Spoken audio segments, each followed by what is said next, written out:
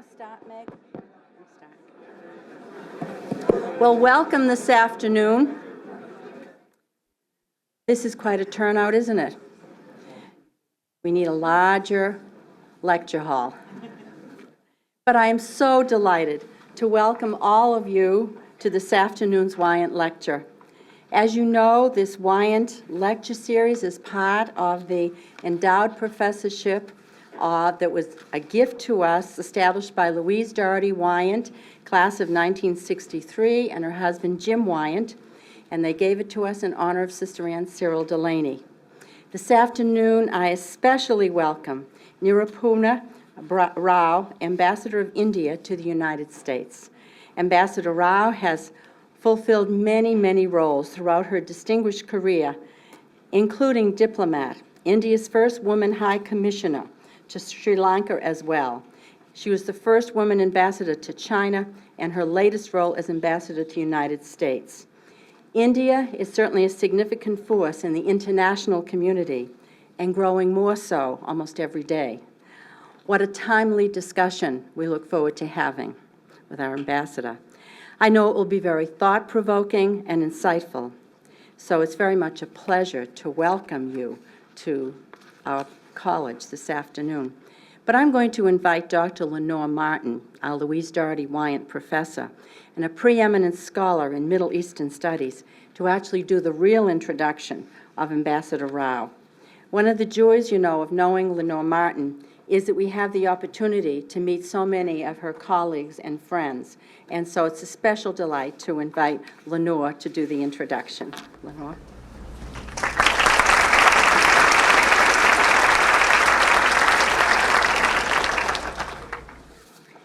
Thank you very much, Sister Janet. Thank you all for joining us. And I have an apology to my students and to my colleagues. I should have arranged for live streaming for this because we have a rock star ambassador here today. Before I introduce Ambassador Rao, first I'd like to give my special thanks to the Wyant family and to the Delaney and Doherty families that are here. You can see how much the community appreciates everything you've been doing for us. And I have to say that all three families have been of great support and an inspiration, really, for us all. One last point before I do go forward with the introduction. For this lecture, the ambassador has been very kind, and her talk will be on the record, but the questions and answers will be off the record. That means that you cannot quote her question and answer discussion other than, without her permission. So just be aware of that as you move forward. It's an honor to introduce Her Excellency Nirupama Rao, the Ambassador of India to the United States. By choosing to speak on the role of India in the changing global landscape, the ambassador has quite the challenge before her.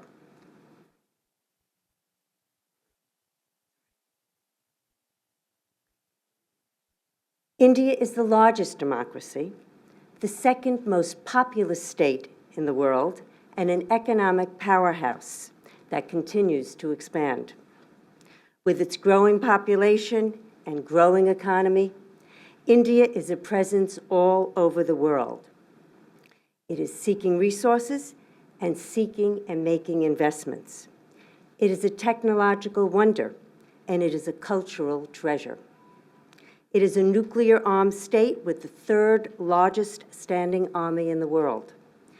It continues to try to raise more and more of its population out of poverty and to equalize education and opportunity throughout its borders. India today is a state much of the world looks to for input and for leadership. But our Wyant lecturer is more than up to the task of explaining India to the world and to this audience. She is a scholar, writer, poet, path-blazing, and superb diplomat. In short, She is an extremely dynamic woman representing an extremely dynamic country. The challenge for me is how to introduce a woman of so many talents and achievements in a few minutes. I had the good luck of meeting Ambassador Rao 20 years ago when she was a fellow at the Center for International Affairs at Harvard University.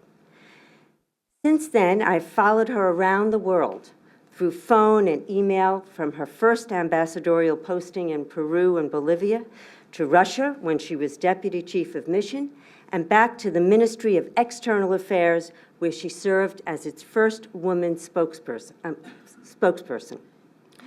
She was then posted to Sri Lanka as the first woman High Commissioner for India.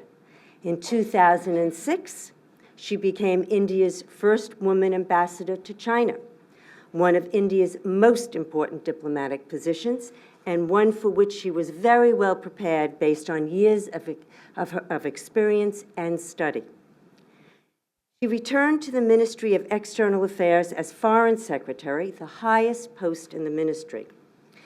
I have to say that I was very excited one evening when watching the news in Ankara, when I was there on sabbatical in the spring of 2010. I was watching the news very comfortably one evening, and there was the Indian Foreign Secretary, my friend Nirupama Rao, on TV. She was meeting her counterpart from Pakistan.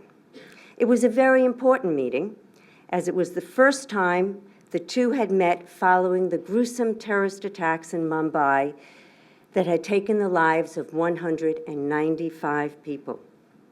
Once again, our speaker was making history, this time by trying to restart diplomatic engagement and begin to build trust where none existed. In truth, Ambassador Rao has been a strong proponent of building bridges throughout her diplomatic career, most especially where the challenges seem hardest. For example, the China-India relationship, where boundary and transboundary water issues are real and affect agriculture and people's livelihoods on both sides of the border. The China-Pakistan-India triangular relationship is of major concern as well, as it affects security issues such as the status of Kashmir, terrorism, and nuclear developments. Nevertheless, I can still remember a wonderful speech the ambassador sent to me from China, where her vision was of an increasingly engaged Chinese-Indian business community and people-to-people programs. For her, these were opportunities for building bridges to help address the contentious concerns between the two states. Ambassador Rao has used her scholarship to reach out to those of other cultures. I read a beautiful talk she wrote on the Indian writer and philosopher Tagore, the first non-Westerner to receive the Nobel Prize for Literature. The ambassador emphasized the enormous respect for the philosopher in China as a way of building cultural bridges between the two countries. As a high-profile woman, Ambassador Rao has found time to encourage the education of women in the social and hard sciences. In her talk to the first Indian Women's Science Congress, she refers to the saying that women hold up half the sky. And she praises the phenomenal growth of women in the sciences and engineering in India.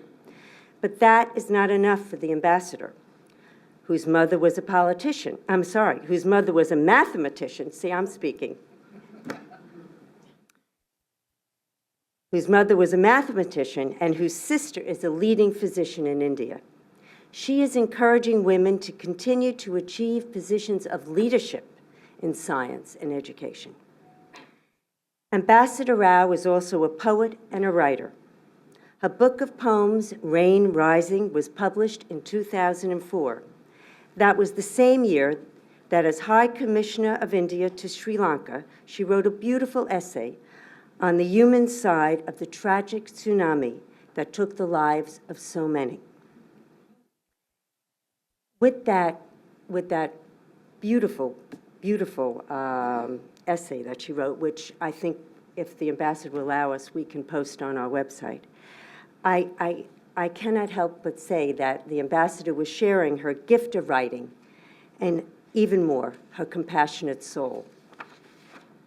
So I'm very, very fortunate there to have the honor to turn the podium over to Her Excellency Nirupama Rao, our spring Wyant lecturer.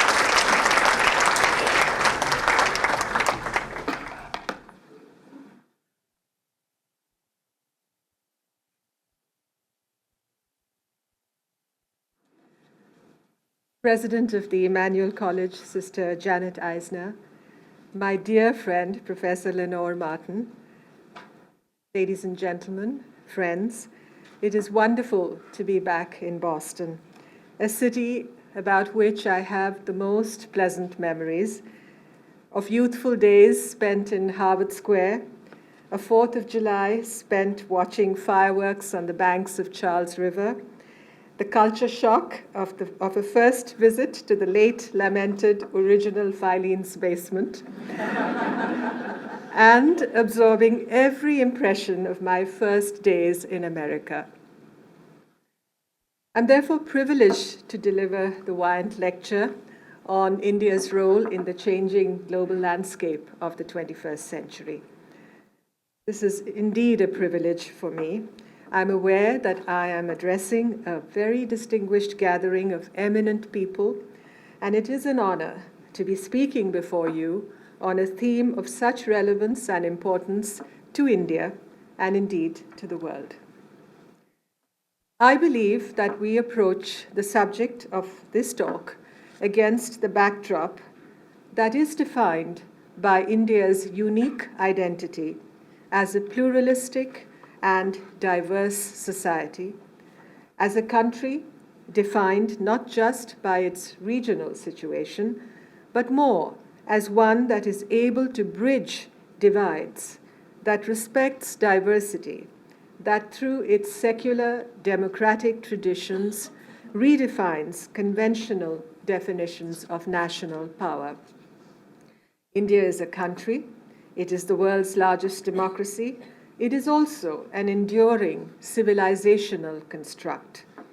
As has been noted elsewhere, there is a legitimacy about India's strength, its ability to, I quote, bridge divides of interests and identities, unquote. These are strengths based on India's domestic experience.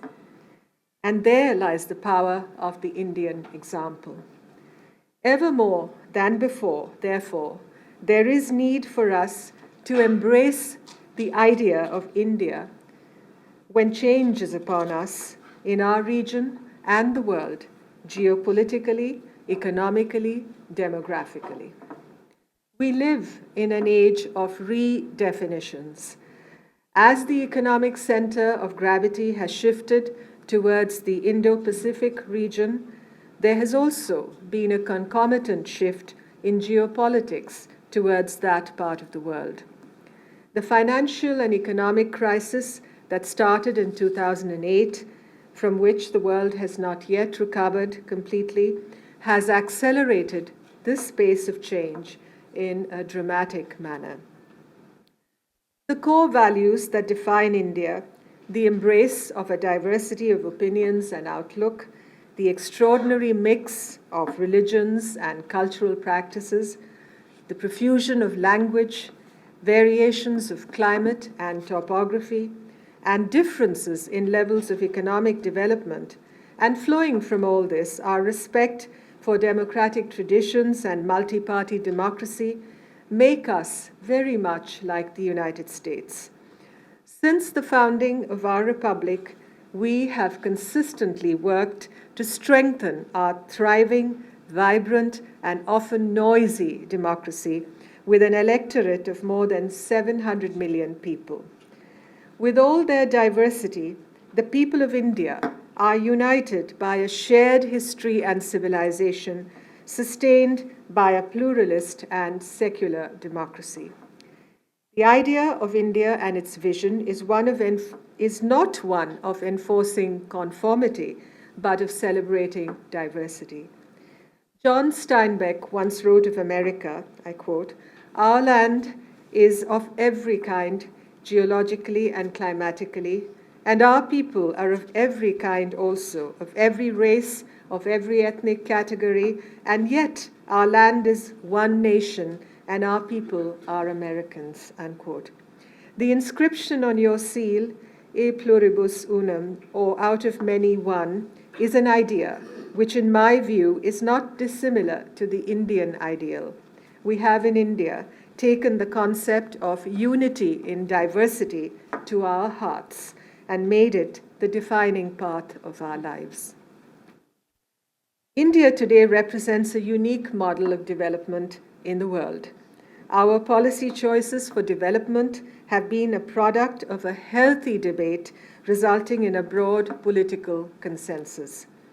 Even though at times the pace of development might seem slow, the overall trend and direction remain clear.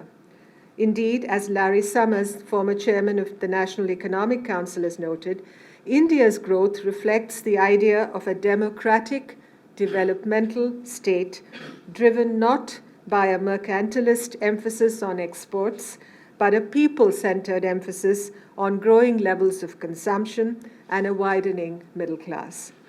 And uniquely, India's emergence is not regarded as a threat, but rather welcomed by the vast majority of nations.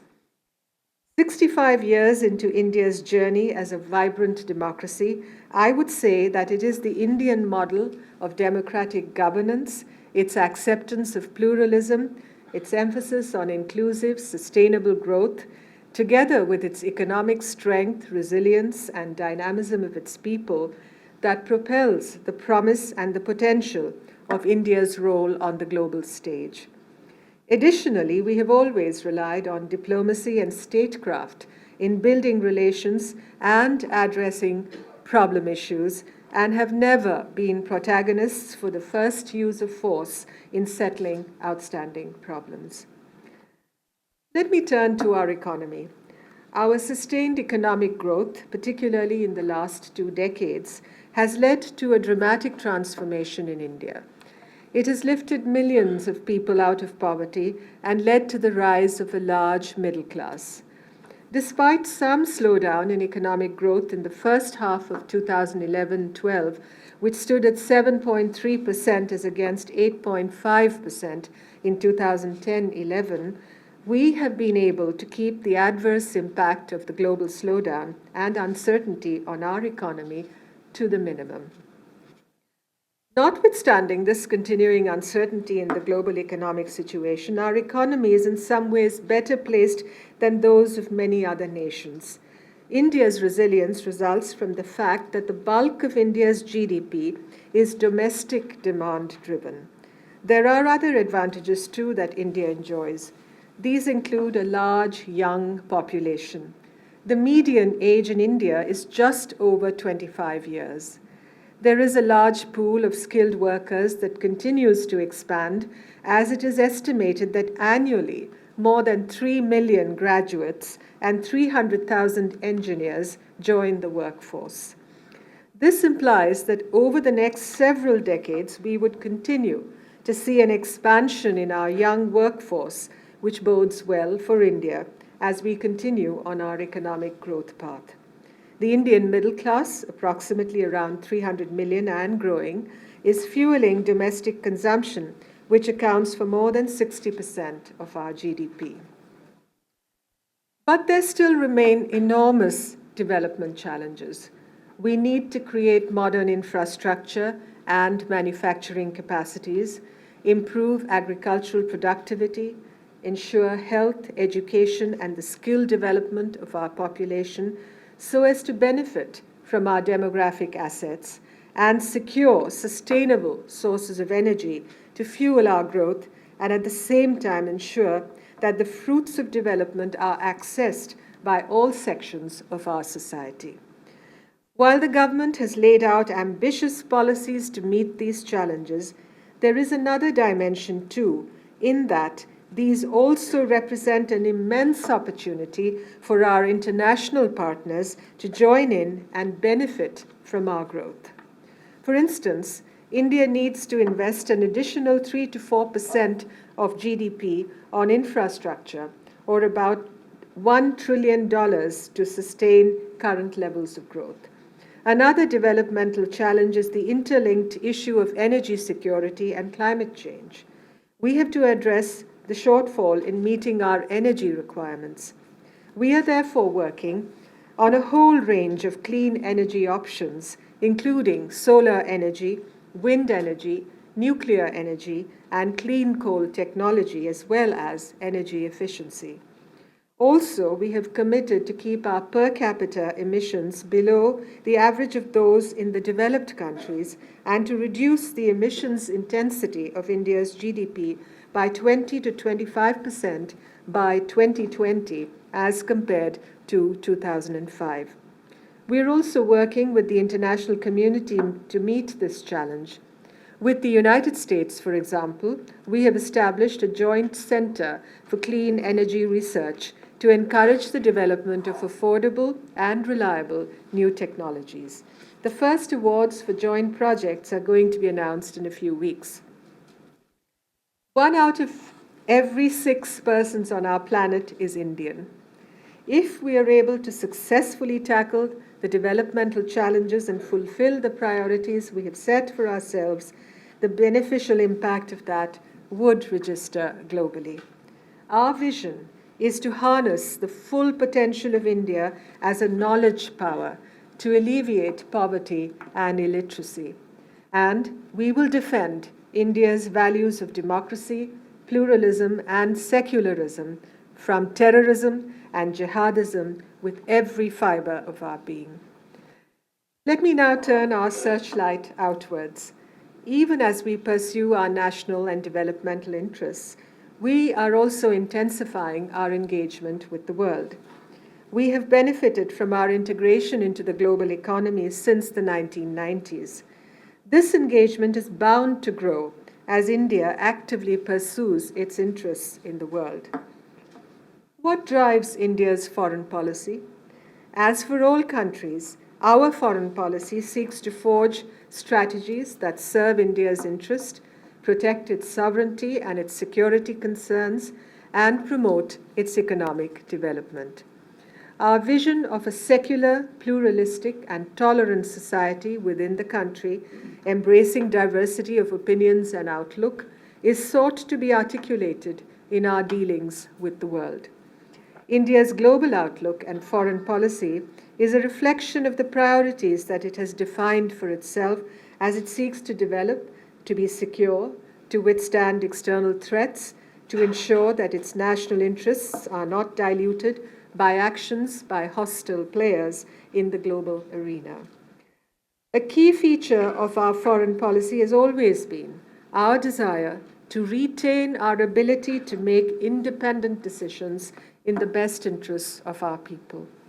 I believe also that there is a strong sense of realism and pragmatism that informs Indian foreign policy in our new century and is attached to the principles that have guided us in external relations since the early years of our republic. Globalization is breaking barriers between countries and regions, raising expectations in emergent economies as well as new power rivalries, and highlighting the compulsions of energy security, the need for unhindered growth and passage of trade between nations, and the growing capability of non-state actors outside any rule-based system. The power and the grasp of new technologies and their capacity to change the way we have conventionally defined security and national defense call for intelligent and creative responses in diplomacy in order to ensure secure and viable solutions. For the foreseeable future, our foremost national task is to ensure sustained economic growth so that we can provide opportunities to all of our citizens to realize their full potential. Our primary concern is to ensure a peaceful periphery and good relations with our neighbors. Our geography as a subcontinent must be transformed as it has been said recently, into a geography of hope. With this, we also seek a balanced relationship with the major powers and a durable and equitable multilateral global order.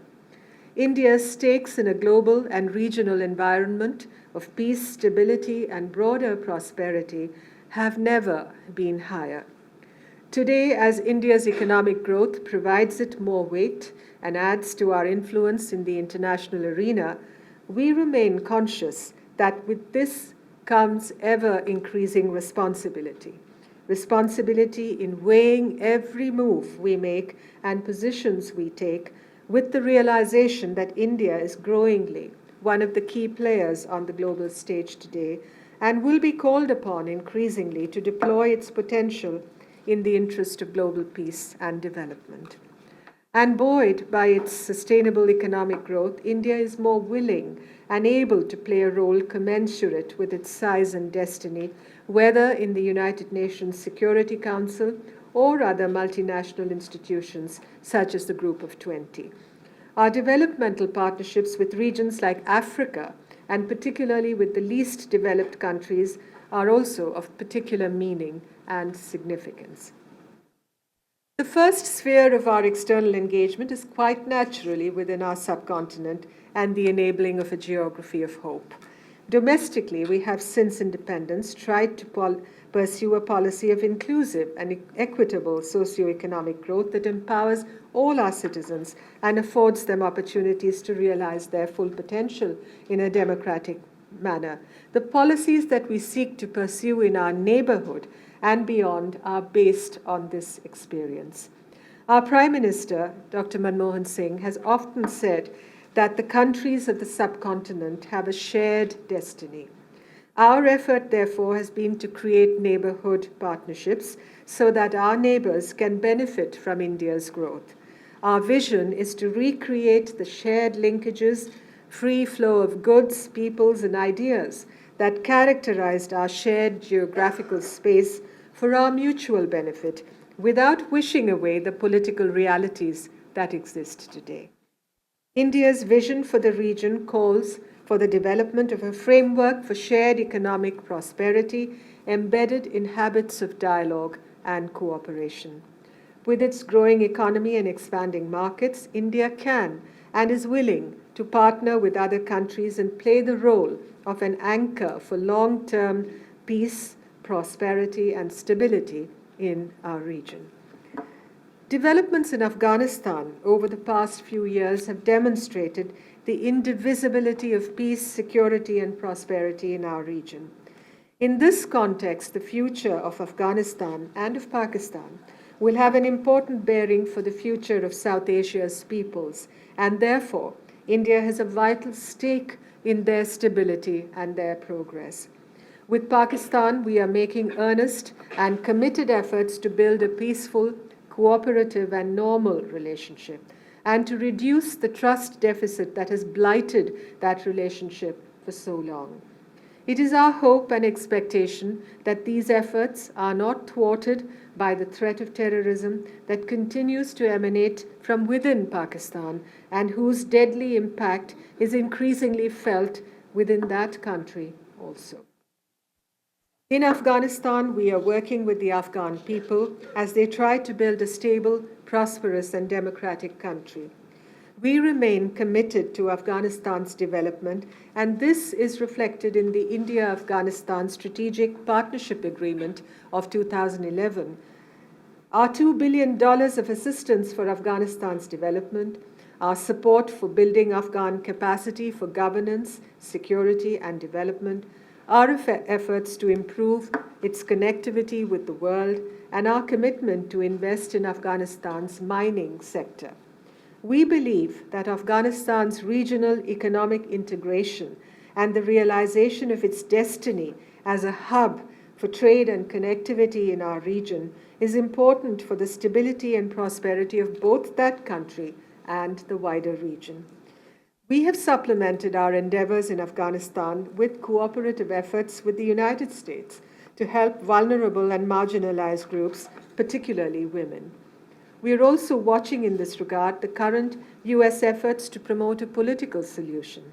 It is necessary and crucial that such efforts ensure that we build and in no way regress on the gains achieved in the last decade in Afghanistan, as too much is at stake for the various sections of Afghan society and for peace and stability in our shared region.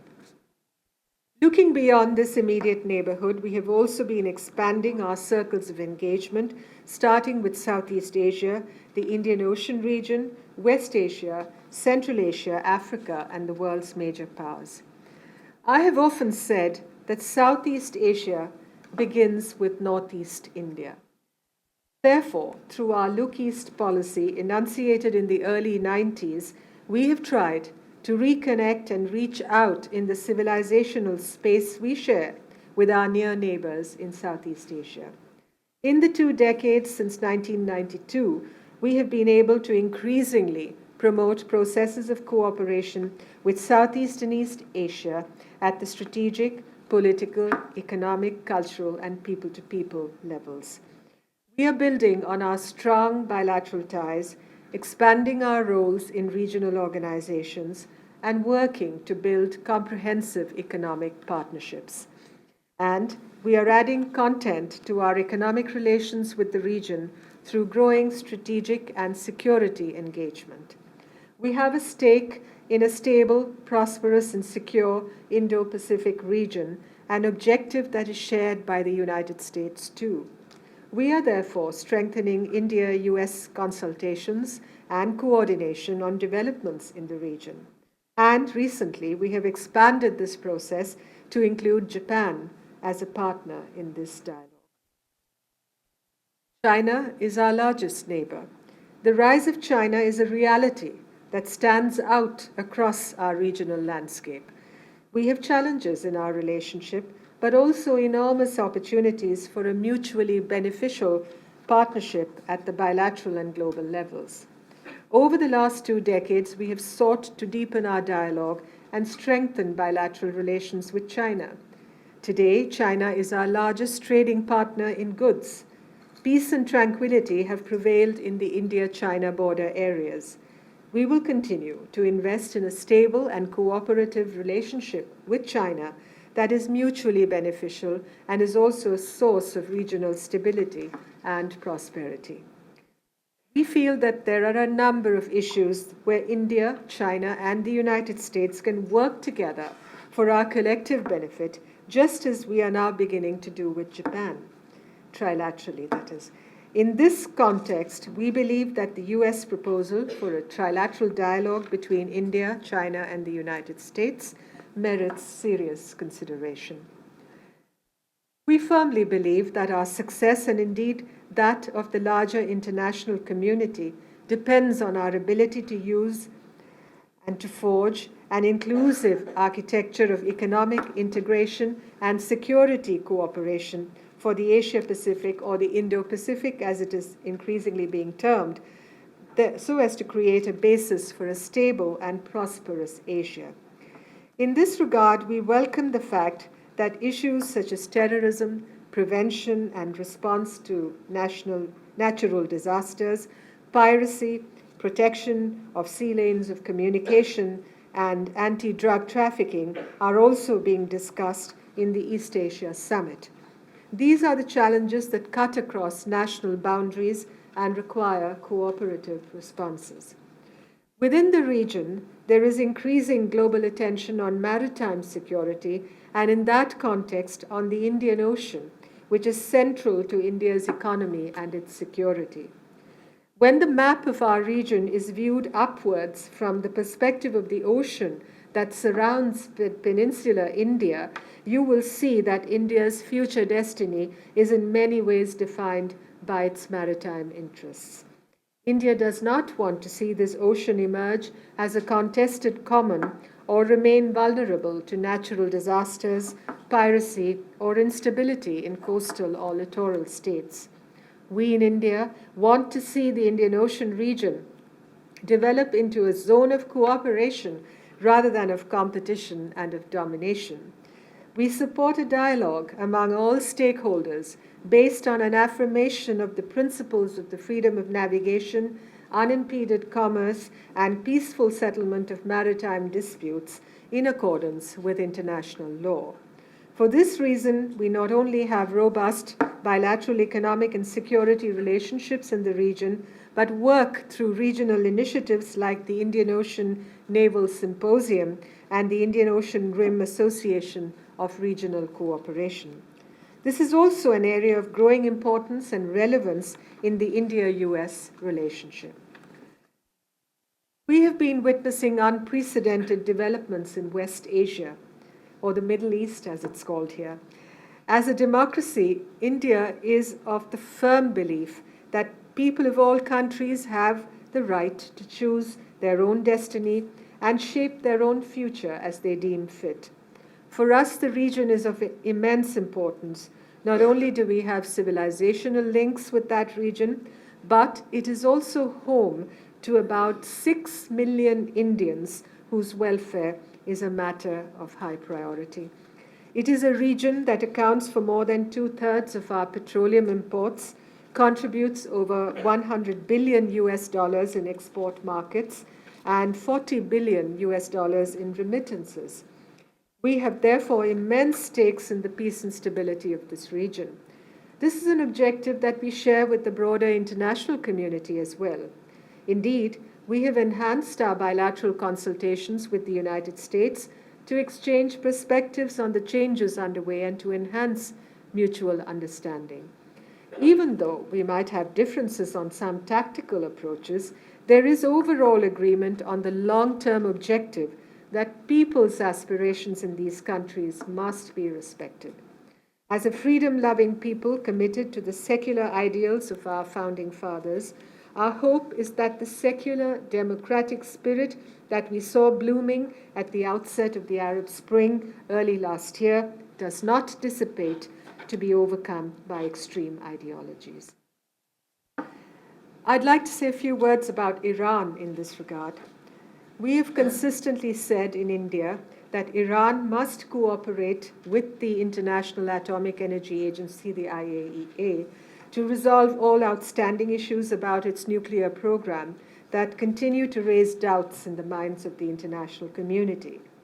We appreciate that Iran has a right to utilize the benefits of nuclear energy for peaceful purposes, but this right has to be exercised in conformity with international obligations that a state has taken.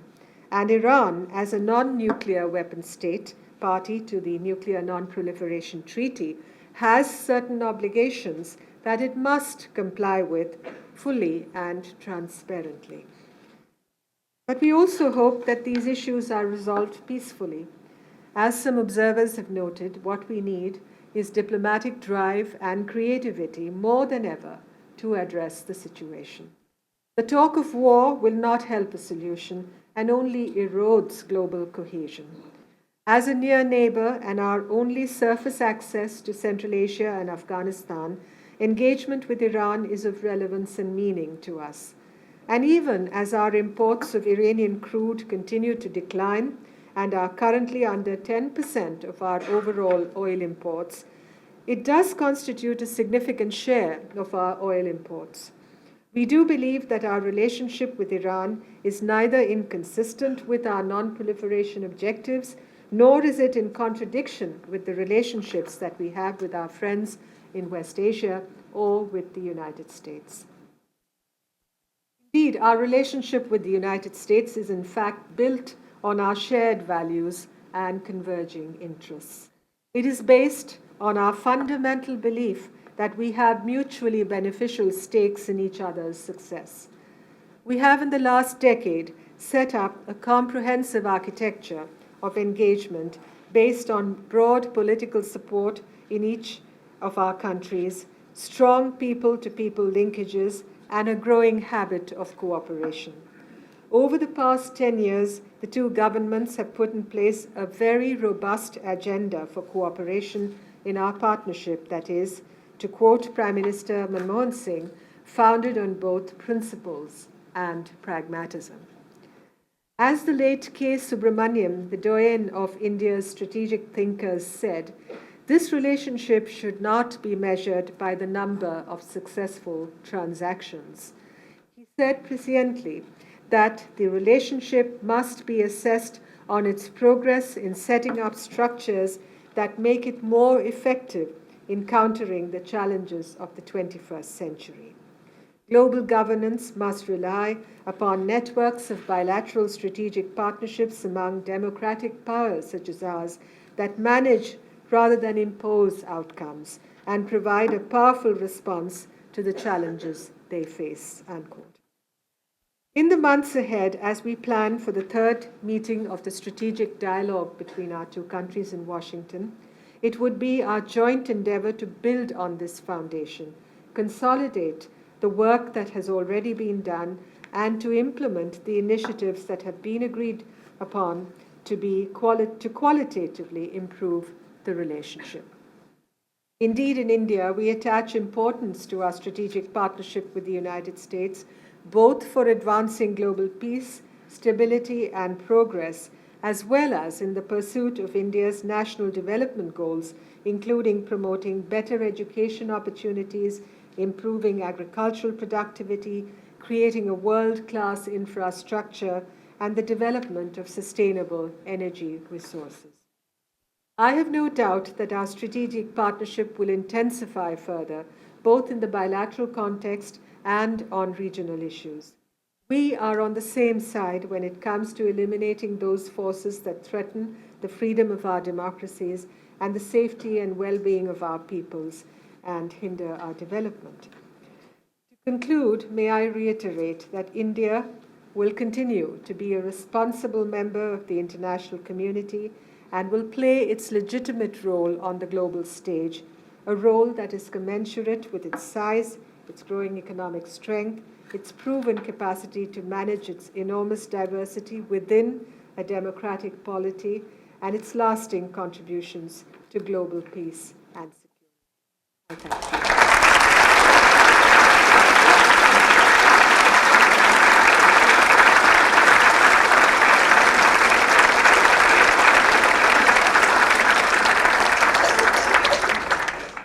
Thank you very much. Ambassador Rao was convincing me that I should be shifting from West Asia to Asia, you see, in my study. Lindsay, would you like to, I think Lindsay's going to make a presentation on behalf of the flowers? Oh, yeah.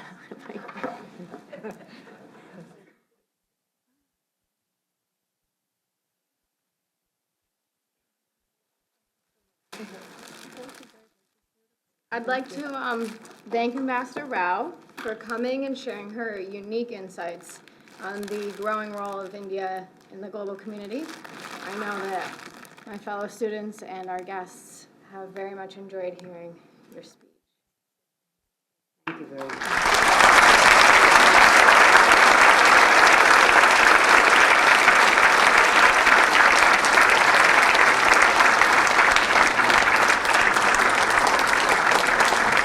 And I would like to add a special thank you and hope that Emmanuel College faculty and students have a chance to have a very, not only, let's just say, a much closer relationship. And there's so much to learn and so much to appreciate. Thank you for opening the door.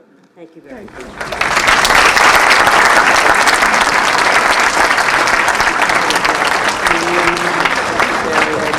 Please join us at the Fenway Room. We have lots of goodies and lots of chance to speak to Ambassador Rao. And I'll have to apologize to Victor, but I knew the time was moving, and I knew we had the evening.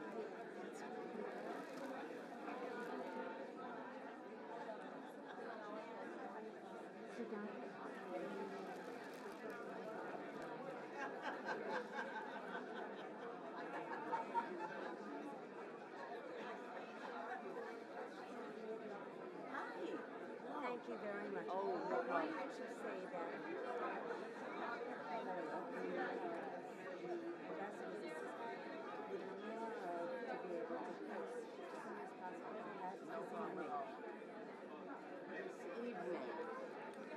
That's what he said.